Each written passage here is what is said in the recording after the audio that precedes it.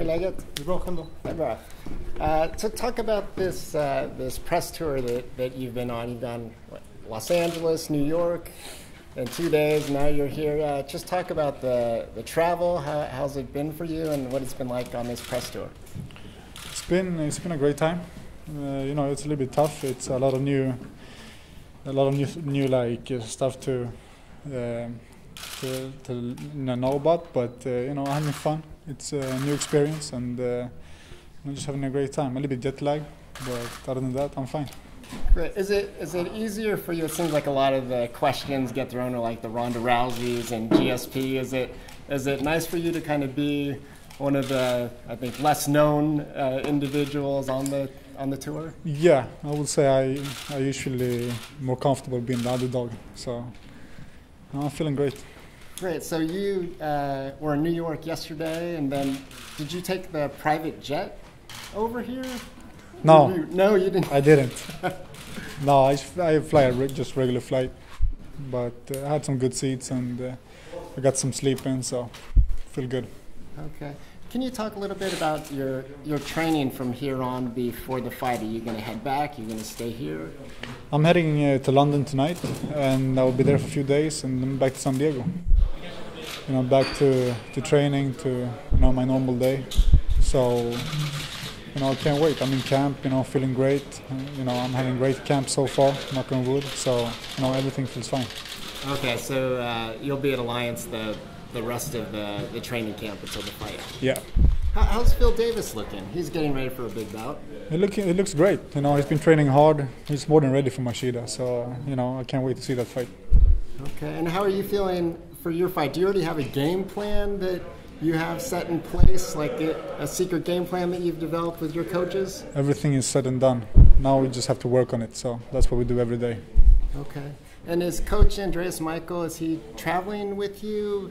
Yeah, he is with me all the time. He's got my back, and I got his back. So, he's been around. He's great. He's always there for me in training, outside of training. So, great team. Great. I'm sure you saw the Chris Weidman fight against Anderson Silva. When you watched that, was that any sort of inspiration? You're even a bigger underdog than he was, and he did what many thought would be very hard to do. Yeah, it's a different fight. Me and Jones, it's a whole other thing. It's a different fight, but of course, everybody can be beaten. So Chris Weidman, he showed that, and I will show the world too. Right, and I know John Jones is kind of known for, like, when he does face-offs with his opponents, he never looks at them in the eye. He always looks out in the crowd. And it looked like yesterday, or the last couple of days, was the first time he was actually looking at you. What did that feel like, and what did you think about that? I feel good. I rather, having my opponent look at me and look at the floor, So, feeling great. How would you describe your relationship? You're kind of getting to know him now, doing this tour. How is things between you two? Stay professional.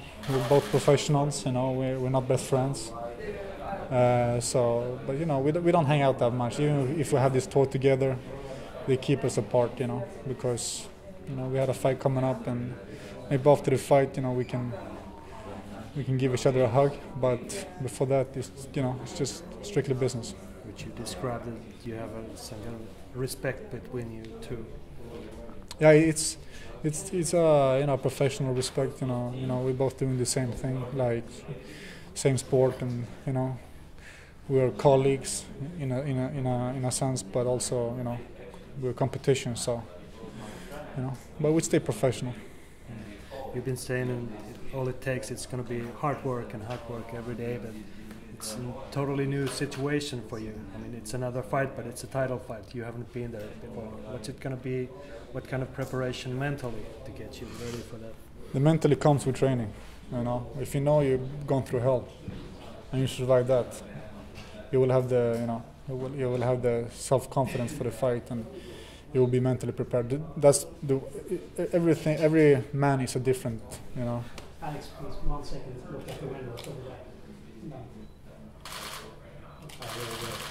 Every man is a different, individual. So for me, if I know I'm going through, the worst camp I ever can imagine, the fight will be the easy part.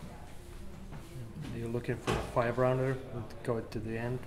You know, I can see a 5-rounder, tough 5-rounder, and you know, if I'm gonna take the belt from somebody, it's gonna be Jones. He's pound for pound the best guy in the world. So. If you look back at your career, I mean, you've been professional 5-6 years, and you started, by the way, in Finland. How do you see where you come from? How long away have you come?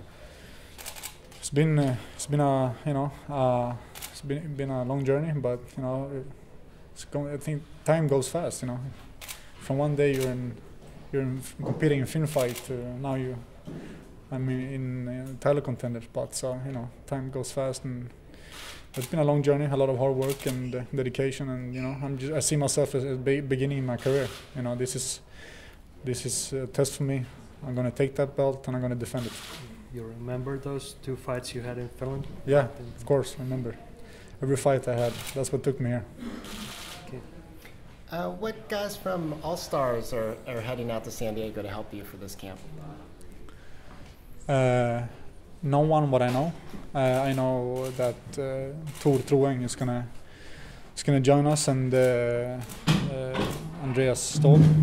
So they will be there, and that's about it. Me and Andreas. Okay. If you beat John Jones, will you give him an immediate rematch? Of course. Can we do that here in Sweden? Check with the UFC. I hope so. That would be great if you could. Do you see that realistic? I mean, can't figure out John Jones.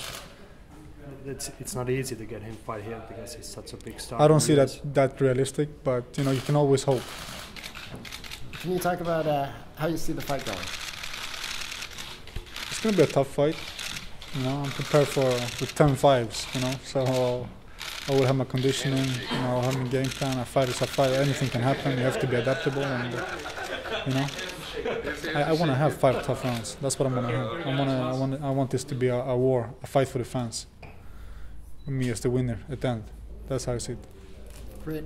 Do you expect to see a lot of Swedes heading out there to support you? I think this is the first time I've heard about lots of packages of fans going out there. Is that something you think will help you or you expect?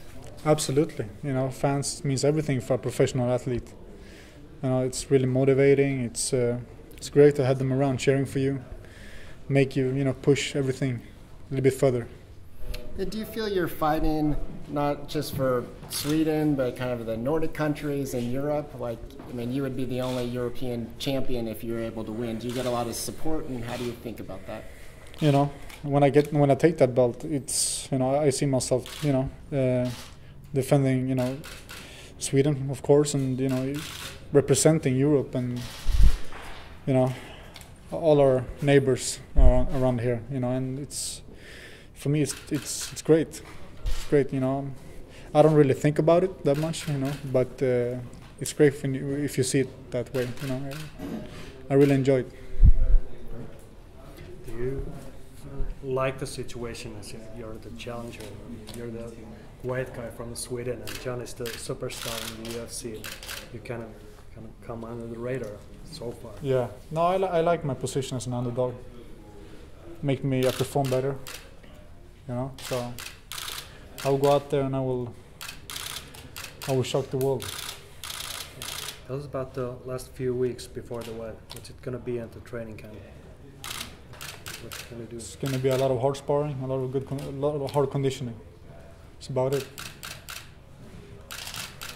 I know last time when you were supposed to fight here in Sweden in April, you were cut in training, which ended up pulling you off of the card. Are you taking precautions differently, like leading in this fight? Yeah. I protect myself at all time, It doesn't matter what I do. So I'm really, I do a mistake once. That's about it. I learn from it and won't happen again. Great. Do you, if some injury were to happen, do you regret in Sweden that you mentioned it and brought it to the commission's attention? Do you think you would handle it differently if you did it again? I can't stitch my cut by myself. I gotta have a doctor to do it. I'm a professional. I don't want a lot of scar tissue. And it is what it is, you know. The word come out, and you know, it is what it is. So if I got cut again, I will still do the same thing. You know, I'll go to a doctor, a professional doctor. He will stitch my wound, and you know, what happens after that?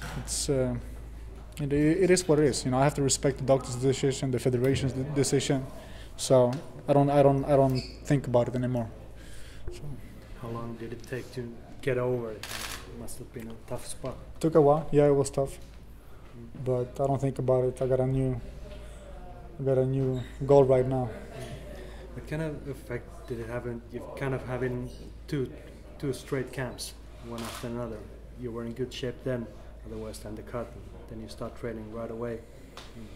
You know, I train all the time. It's my work. You know, 2-3 times a day. That's what I do, and you know, stay busy. I want to fight. I want to compete, and you know, that's why I'm doing this. So I have no problem with it. Do you want to say anything to your Swedish fans in Sweden that may be watching this? Yeah, I want to, you know, thank every fans out there, the Swedish fans, the European fans, you know, because, like I said, without the fans, I wouldn't probably stand here today. So, you know, it means everything to a professional athlete, and especially, you know, in MMA. You know, you need as much support as you can when you step in that cage. And Swedish fans, they know what they're doing. So, thanks.